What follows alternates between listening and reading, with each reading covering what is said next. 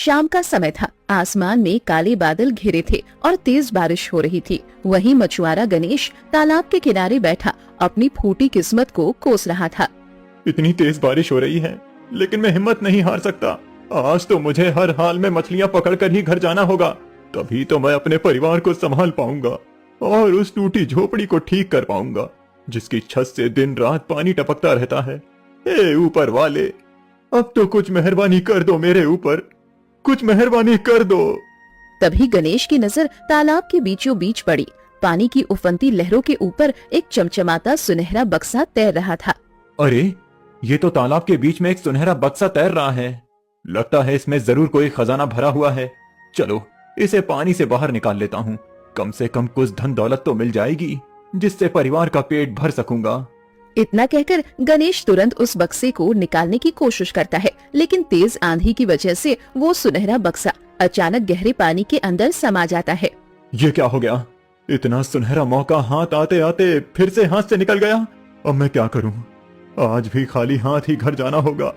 फिर गणेश भारी कदमों से अपने घर की तरफ निकल पड़ा।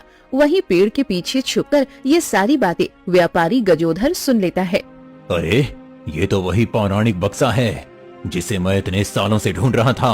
आज वो मेरी आंखों के सामने इस तालाब में था। मुझे तुरंत जाकर साधु महाराज को ये बात बतानी होगी। व्यापारी गजोधर तेजी से भागते हुए जंगल के किनारे बनी साधु महाराज की झोपड़ी में पहुंचा। कहो गजोधर, इतनी हड़बड़ी में कैसे आना हुआ? सब कुशल तो है ना? साधु महाराज, आप तो जानते ही हैं कि मैं कब से उस रहस्यमयी बक्से की तलाश कर रहा हूँ। आखिरकार आज मुझे वो बक्सा दिख ही गया। मुझे वो बक्सा किसी भी कीमत पर उस तालाब से बाहर निकालना ही होगा। गजोधर, मेरी बात ध्यान से सुनो। तुम उस बक्से को कभी भी नहीं छू सकते। उस बक्से को उस गरीब मछुआरे गणेश के अलावा कोई दूसरा इंसान छू नहीं सकता, क्योंकि उस बक्से पर एक बहुत पुराना श्राप लगा हुआ है। ऐसी बात है? ठीक है साधु महाराज, अगर मैं उस मछुआरे की मदद से ही उस बक्से को निकाल सकता हूँ तो मैं उसकी मदद जरूर लूंगा, क्योंकि मुझे वो बक्सा किसी भी कीमत पर चाहिए। इतने वर्षों की मेहनत यूं ही पानी में नहीं जाने दूंगा। ठीक है गजोधर, जाओ, पर याद रखना तुम्हारे पास वक्त बहुत कम है। व्यापारी गजोधर वहाँ से तुरंत निकल जाता है। साधु महाराज मंद मंद मुस्कुराने लगते हैं। किस्मत में जो लिखा है वही होकर रहता है। कोई भी इंसान अपनी किस्मत के लिखे को नहीं टाल सकता। वहीं गणेश परेशान होकर अपने घर पहुँचता है, जहाँ ललिता बारिश में भीगते घर के बाहर खड़ी थी। ललिता, ये क्या कर रही हो तुम? इतनी तेज बारिश में भीगोगी तो तुम्हें बुखार चढ़ जाएगा। क्या करूँ जी, पूरे घर में छत से पानी टपक रहा है। पूरे 3 साल हो गए हैं, लेकिन आपने इस छत की मरम्मत नहीं करवाई है। ललिता, किस्मत कभी हमारा साथ देती ही नहीं।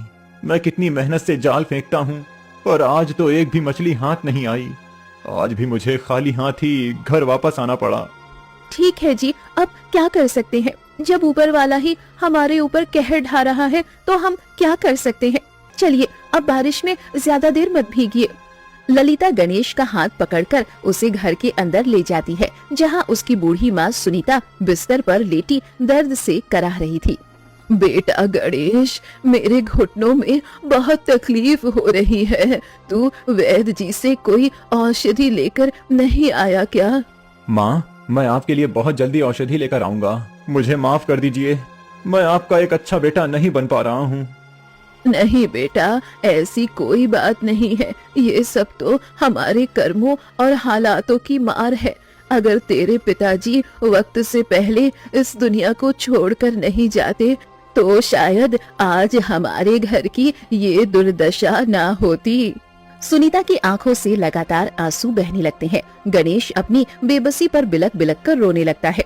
अगली सुबह गणेश परेशान हाल में अपना जाल लेकर घर के बाहर खड़ा ही होता है कि तभी व्यापारी गजोधर वहां आ पहुंचता है। गणेश, मैं तुम्हारे पास ही आया हूँ। तुमसे एक बहुत जरूरी काम है। हाँ कहिए, क्या बात है? कल जो तुम तालाब में वो सुनहरा बक्सा निकालने की कोशिश कर रहे थे, मैंने वो सब देख लिया था। उस सुनहरे बक्से में अपार धन दौलत और खजाना भरा हुआ है। साधु महाराज ने बताया है कि उस श्रापित बक्से को सिर्फ तुम ही निकाल सकते हो। इसीलिए चलो, हम दोनों मिलकर वो बक्सा बाहर निकालते हैं। उसमें से कुछ धन मैं तुम्हें दे दूंगा जिससे तुम्हारी गरीबी दूर हो जाएगी और बाकी धन से मैं अपनी तकलीफें दूर कर लूंगा। ठीक है, मैं बक्सा निकालने के लिए तैयार हूँ। मेरे घर की हालत बहुत खराब है। अगर कुछ धन मिल जाएगा तो परिवार का सहारा हो जाएगा।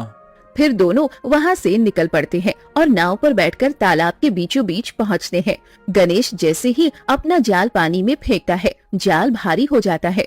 खींचने पर उसमें 2 बक्से फंसकर बाहर आते हैं, एक बड़ा सुनहरा बक्सा और दूसरा छोटा काला बक्सा। व्यापारी साहब, जल्दी से इन दोनों बक्सों को नाव पर खींच लीजिए। गजोधर जोर लगाकर दोनों बक्सों को नाव पर खींच लेता है। अच्छा हुआ जो 2 बक्से फंस गए। ये बड़ा सुनहरा बक्सा है, मैं रखूंगा। इसमें बहुत सारे सोने चांदी के जेवर होंगे। और ये छोटा काला बक्सा, इस बेवकूफ मछुआरे को थमा दूंगा। इसे क्या पता चलेगा कि इसमें खजाना है या नहीं। गजोधर तुरंत सुनहरे बक्से को अपने पास खींच लेता है। गणेश, ये छोटा काला बक्सा तुम ले लो। इसमें भी कुछ ना कुछ खजाना निकल ही जाएगा। आप ये क्या कह रहे हैं? इस सुनहरे बक्से में खजाना है और इस काले बक्से में क्या होगा?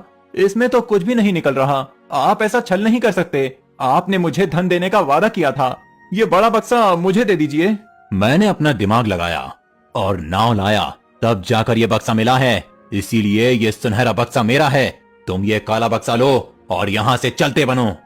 व्यापारी गजोधर सुनहरा बक्सा लेकर तेजी से वहाँ से चला जाता है। अगर मेरे नसीब में यही काला बक्सा लिखा है तो क्या करूं? मुझे यही लेकर जाना पड़ेगा। फिर गजोधर अपने घर पहुंचकर बड़े चाव से वो सुनहरा बक्सा खोलता है, लेकिन जैसे ही ढक्कन हटाता है उसके होश उड़ जाते हैं। बक्से में सोने चांदी की जगह सिर्फ आम पत्थर भरे हुए थे। ये क्या? इसमें तो सिर्फ बेकार पत्थर भरे हैं। हे भगवान, ये मेरी कैसी किस्मत फूट गई। मैं तो समझा था कि इसमें सोने चांदी का खजाना होगा। इतने सालों की मेहनत के बाद भी मुझे सिर्फ ये पत्थर मिले। कहीं असली खजाना उस छोटे काले बक्से में तो नहीं था जो मैंने उस मछुआरे को दे दिया। मुझे तुरंत जाकर देखना होगा कि उसके बक्से में क्या निकला है।